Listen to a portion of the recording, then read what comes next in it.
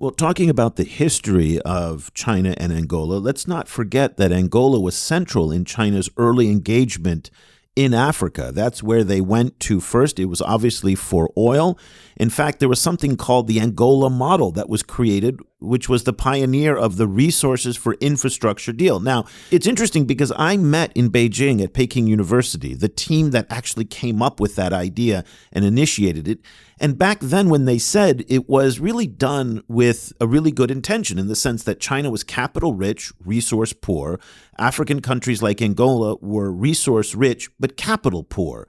They needed infrastructure. China had the capacity to build infrastructure. So chocolate, peanut butter, put it together, and here you got something. Now, it caused a lot of problems because what ended up happening in Angola was 75-80% of their oil was committed to the Chinese. What ended up happening is they weren't selling it on the open market. Not enough cash was coming into the economy, and that pushed inflation just sky high. And that really set back Angola. And so there's been a reevaluation lately of the resources for infrastructure deals. We haven't seen anywhere near as many of them in Africa as we've seen. They pop up from time to time. Remember the Ghana did a bauxite for infrastructure deal recently, and we're going to talk about what happened in the Congo next. But I just want to bring you some sound right now, some comments that the president of the African Development Bank, Akinwumi Adesina, he gave an interview with the Associated Press and just slammed resource for infrastructure agreements and said they're just terrible for African countries. The risk that one has with natural resource-backed loans, as far as I'm concerned, is that they are just bad, and bad. First and foremost, because you can't price the asset properly. If you have minerals, oil, metals, and gas under the ground, it's not actually being marketed. So how you actually come up with a price of that for a long-term contract, it's a challenge. The second is that the negotiation is very asymmetric. Most countries that want to do natural resource-backed loans are probably dealing with bigger countries, bigger commercial banks that want to give them a loan and say, well, look, it's urgent, we need it, but this is what you have to sign. But it is those that actually want to give the loan that have the upper power, not the person who wants or the country that wants to receive the loan. And I'm particularly worried, I must say, for Africa in the sense that the volume of concessional financing, low-cost concessional financing, has been going down over time. I think Africa should put an end to natural resource-backed loans. Kobe, it's fascinating that he brought up the question of asymmetry. This is a level of honesty that I haven't seen ever before from someone of Adesina's stature. He didn't mention the Chinese by name, but Lord, who else do you think he's talking about when he's talking about power asymmetries on resource for infrastructure loans and resource-backed loans? I mean, to be fair, though, the Chinese are by no means the only ones. Glencore does a lot of these deals. BlackRock has done these deals. So it's not only Chinese. Let's be very clear. I think in Chad, it was BlackRock in Chad, if I remember correctly. I might be wrong on that. But certainly Glencore has put a lot of money in on resource for infrastructure loans as well. But in terms of official lenders, boy, it is the Chinese. Well, he didn't say the Chinese by name, though. But the power asymmetry was very interesting. But it is also interesting that also in China, there's a move away from resource-backed loans, I think, recently. There were good reasons to do them.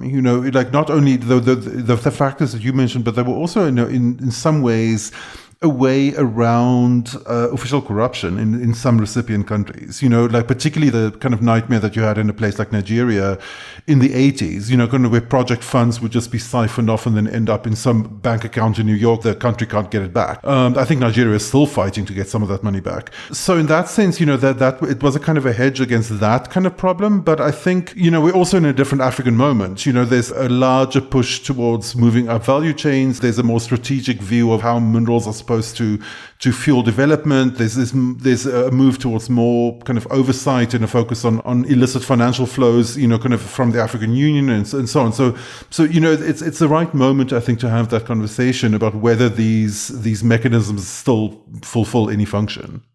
For me, I disagree a bit with Adesina. If he had presented it based on what you said, Kobe, is that due to where we are right now, the political economic situation of many African countries, the needs to move from value chain when it comes to natural resources, that the resource for infrastructure are not appropriate for the moment anymore, I would say yes. But when he presented it to be like just bad, I think he's oversimplifying so many factors that really come from African responsibility in those deals. If we take, for example, countries like the DRC, Angola, all those countries had built infrastructure that was able to boost development, economic development. If they didn't go on just picking and choosing political project that regime or quote-unquote regime and government needed to show the people that we are doing something, but without real economic development values, by the time we are here 24 years later, I do believe that many countries would have benefited tremendously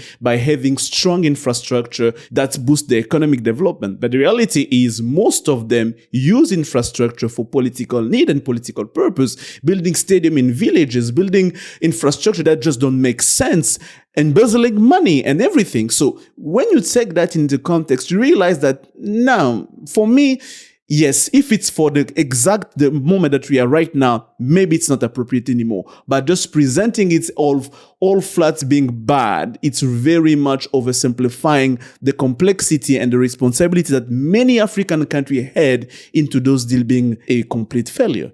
Okay, well, let's talk about what's gone on in your country, in the Democratic Republic of Congo. There was a $7 billion restructuring of the $6.2 billion Sycomines deal. And this is something that has been in the works for years. This is the ultimate now resource for infrastructure deal where the Chinese are pulling out copper and cobalt, and in exchange, they are building roads, hospitals, all sorts of things throughout the DRC. Question, what happened this week? But also, what is the legitimacy of this deal in the context of what Adesina was saying? Basically, what's happened, it happened during the weekend last week where they finally signed the agreement to the 2008 agreement they signed with the Chinese consortium of Chinese company and the government.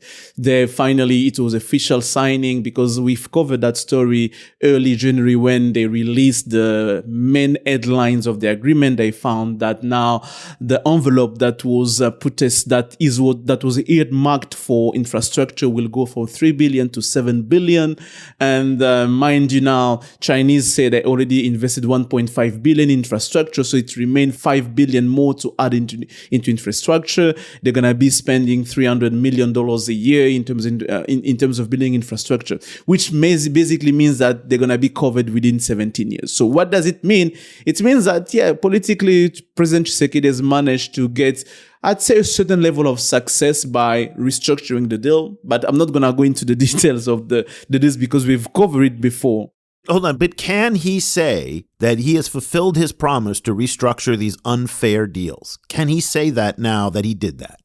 Can he say that? I would say no. He cannot say that because when you get into the nitty-gritty of the deals, and this is where Adesina might be right in terms of the value of the resources that's been put on the table, what we've got in exchange and everything, no, he did not succeed. He got a politically correct agreement that allows him to say, I increased the envelope from 3 billion to 7 billion of infrastructure, and I managed that to make sure that every year we're going to have $364 million put just for infrastructure in the country. Now the question will become where those infrastructure will be built, but this is something else. But if technically and economically speaking, in terms of value, in terms of really what DRC could have obtained, nah, he cannot say that. But politically, yes, he can say that because when you go for 3 to 7 billion, it's a big numbers. But when you span it over 15, 17 years, you put yourself in perspective that things are not as much as success that you